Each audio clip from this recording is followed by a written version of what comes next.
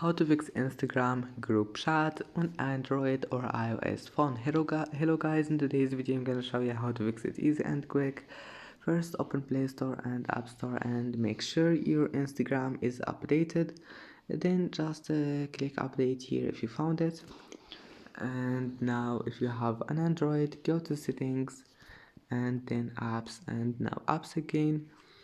Type here Instagram and click on it, then click for stop and go to storage, clear cache, and that's it. And if that doesn't fix your problem, just close all the applications in the background and make sure your battery is your power saving mode is disabled.